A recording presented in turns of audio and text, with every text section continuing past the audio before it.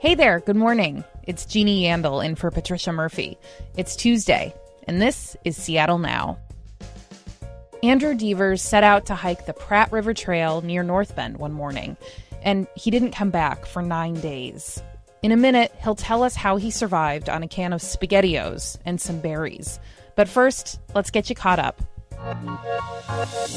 There's been an arrest in a deadly shooting that happened during last summer's Capitol Hill organized protest. 19-year-old Lorenzo Anderson was shot and killed near 10th and Pine on June 20th of last year. Yesterday, U.S. Marshals arrested 19-year-old Marcel Long in Des Moines in connection with the case. He's being held at King County Jail on suspicion of first-degree murder. One big question about COVID vaccines: will boosters help, especially with new, more transmissible variants? UW Medicine is part of a new National Institutes of Health trial to figure that out. A dozen research institutions will mix and match vaccine doses in participants and observe them for a year. They're looking for fully vaccinated volunteers 18 and older to participate. And friends, get your air filters ready. Wildfires are burning in Oregon, Idaho, California, and BC. But wind coming off the Pacific is keeping the smoke at bay for the next week or so. The wind may not be so welcome east of the Cascades, though. It could make things drier there, upping their chances of wildfires.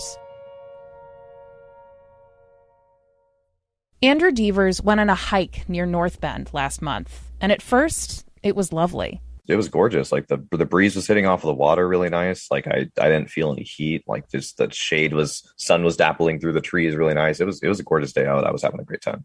But after a while, he realized he didn't know where he was. He couldn't find the trail. That initial moment, I was just like, oh, it must be right over there, you know? So I just like turned around and went straight and looked for specific landmarks. But, you know, like moments turn into minutes and minutes turn into half hours and hours. And it slowly started dawning on me. It was like, I legitimately don't know where I am. Andrew told his harrowing survival story to KUOW's Kim Malcolm. He says his first night lost wasn't too alarming. First night was weird because I had to acknowledge, I'm like, oh, I'm not sleeping home. I was like, that sucks. I'm a little hungry. There's SpaghettiOs in my car. I'm like, I'm going to be fine. But like, I was like, oh, this is like a movie now. I was like, I guess we have to find a place to sleep. This tree looks nice. This ground looks soft. Let's elevate my head. Let's like do all these. Let's like keep my feet off the floor. Let's make sure I'm warm and covered. It felt like a mini like vacation almost. I was like, this is kind of cool. My girlfriend's gonna be a little upset that I'm not here like tonight, but she'll be all right tomorrow. You know, I didn't have any concern that night. I was just obviously a little bit like frazzled as like, you know, plan is starting to not be what I wanted. And just to say again, you had some clothes with you, but you didn't have a shelter. You didn't have an emergency bivvy or anything. How did you stay warm that night? I huddled up with like I'm luckily a pretty flexible dude, and I have like a tiny torso, so I was able to just like huddle like bring my shirt above my knees and everything, and like huddle up like that against a tree. And then I had like I opened up the backpack and I used that to cover like basically my feet to like my like below the knee as like a eighth of a sleeping bag. And then I used my luscious long hair to have that as a pillow and protect me from bugs. So it ended up working out. I was like, wow, this is really great. This is a good mosquito net. But that was how I slept. All right. And then you woke up, or I don't know how much sleep did you get that night? I think I fell asleep when like I would say maybe like 5-6 hours, like right when the sun woke up. Like I was pretty determined to like, as soon as the sun's up, I'm going to start moving. So that was your first night, and then the sun comes up, and now you've got the morning in front of you. What did you do next? From there, it was just analyze, like I don't have water. There was a stream that I was able to hear, luckily. So I went for there. I was able to refill my thermos that I had. And then at that point, it was just like walking, and I was going to be following, like I was pretty confident that there was still going to be like people in traffic because I'd gone out there on Friday, so it's gonna be Saturday. So in my head, like all I have to do is sit around and wait for voices or call out. Like I have a pretty loud voice. Normally when I scream, people answer. So I was just like, there's going to be traffic. There's going to be people. This is gonna be a busy area. That was my plan, was to just wait for help. Andrew, I understand at one point you tried to cross the river. What happened?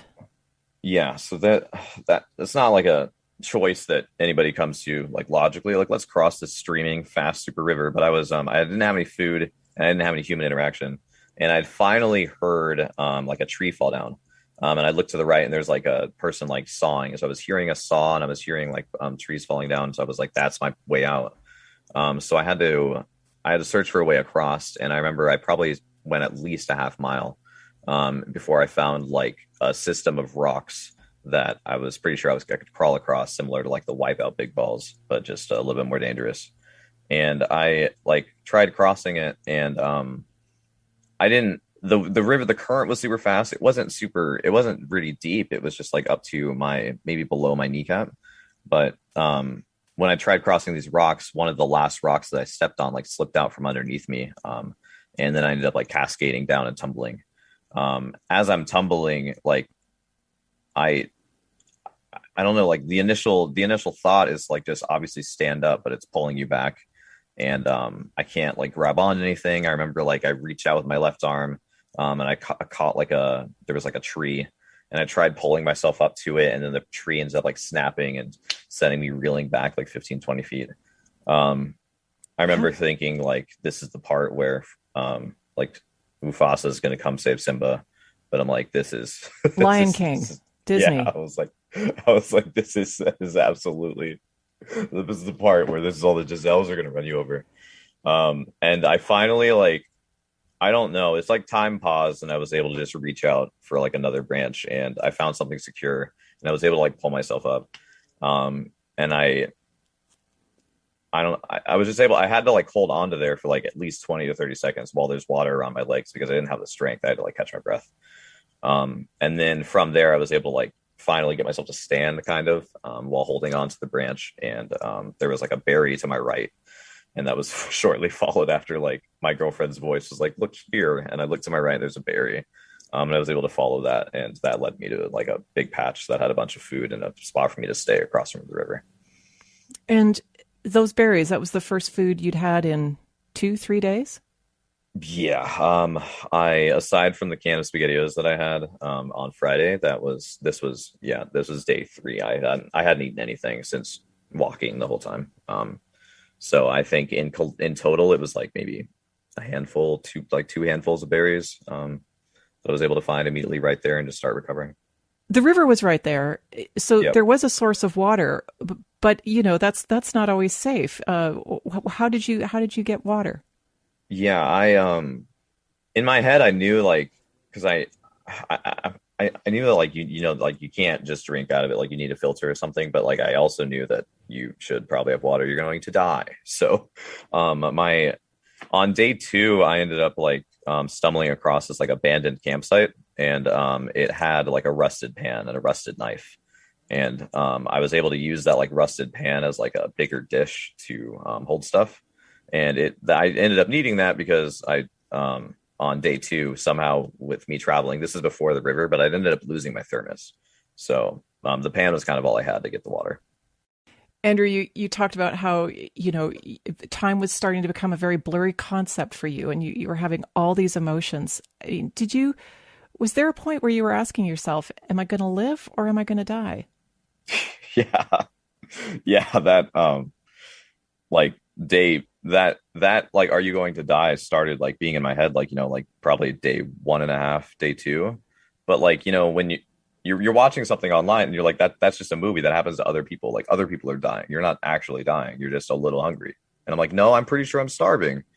And I had to like go through all 5 stages of grief of like denial that I'm not dying, anger, like fighting it back. I'm like, no, I'm going to keep on walking and just angrily go up this path and find my way back home.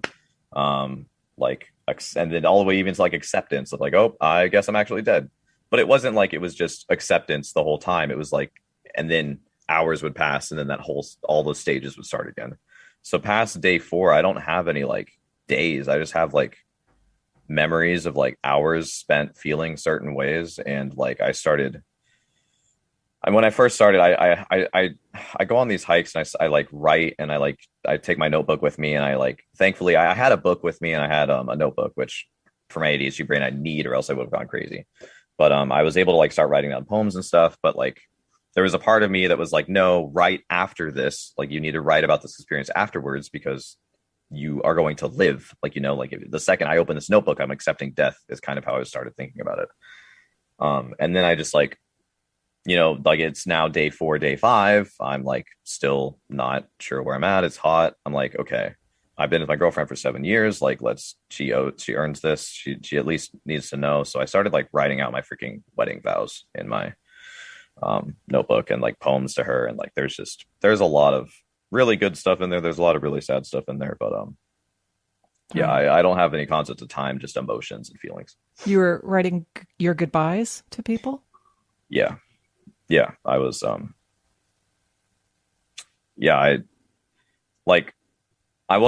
it started off with like not being fully, like, I was just like, just in case, you know, like this is like a will.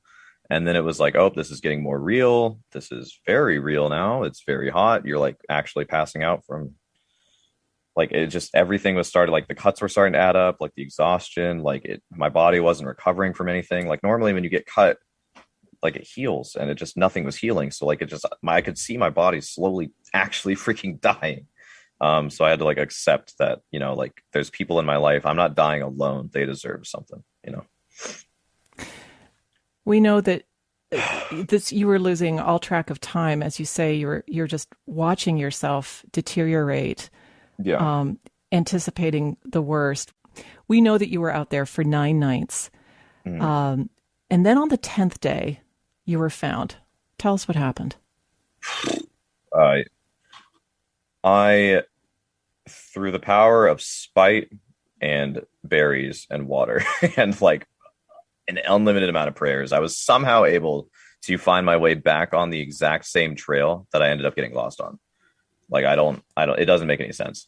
And I was like, as soon as that happened, it was like the Rocky theme started playing, like my music, like I was so like, I don't care. I'm making it to the end. And I ended up making it to where like, I think I was probably like, I found myself probably maybe like 3/4 of the way up or something, but I ended up getting all the way down to like where I was like a mile and a half or 2 miles out from the hike. And then sunlight started hitting, and I was not wanting to pop an ankle. So I just like slept on the trail. And then the next morning, these hikers woke me up and started the process from there. Well, tell me what happened when you suddenly saw 2 people for the first time in days. My mind had prepared for that moment like 7,000 times. It was like, what are you going to say? What's going to be your line? Like, don't freak them out, you know, like don't, because I didn't want to scare them, you know, like I know I look like me. And I remember like when they first came, it was like a scene from like Baywatch. Like they were 2 perfectly in shape dudes who just like looked like they were there to save me. And I was like, this is exactly what I want. And then they gave me food and stuff, and they were able to help me back. But it, you know, after they left, like, and they said they were bringing help and everything, like I was so lost. Like I didn't believe them, you know, like I was like, oh, you made those people up. You thought you were hallucinating. Yeah, I definitely wasn't thinking they were real. So these trail runners were real. They found you. They gave you some food. Then they said they'd get help. They left, but then a few hours later, more rescuers appeared.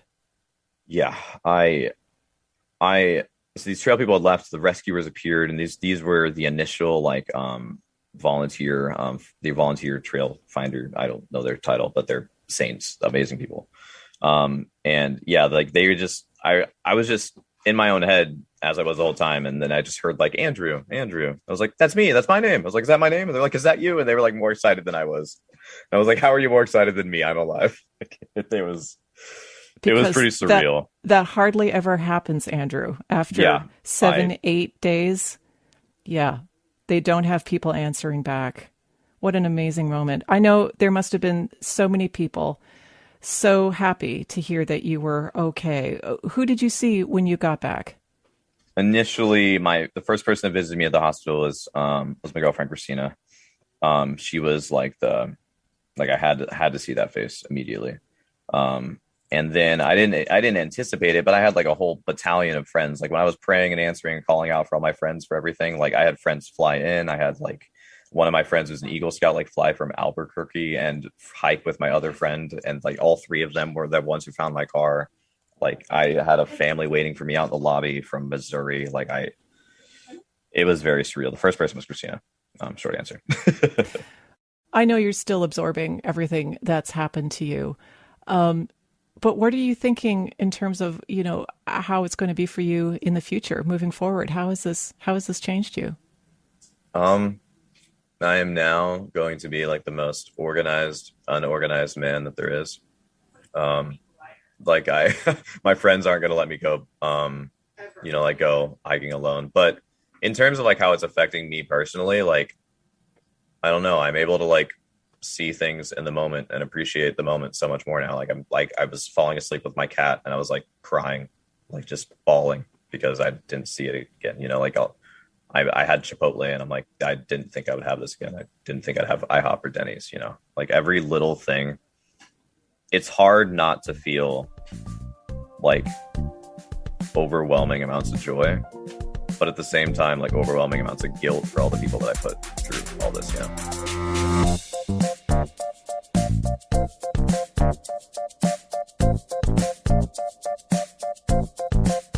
That was Andrew Devers talking with our colleague Kim Malcolm of KUOW's All Things Considered. You can hear her every weekday afternoon on 94.9 and KUOW.org. Caroline Chamberlain Gomez produced today's show. The interview with hiker Andrew Devers was produced by John O'Brien. Our production team is Clare McGrane and Jason Pagano. Diana Opong does our social media. And speaking of social media, follow us on Instagram at Seattle Now Pod. We want to see your pandemic tattoos for an episode later this week. Matt Jorgensen does our theme music. I'm Jeannie Yandel in for Patricia Murphy. See you tomorrow.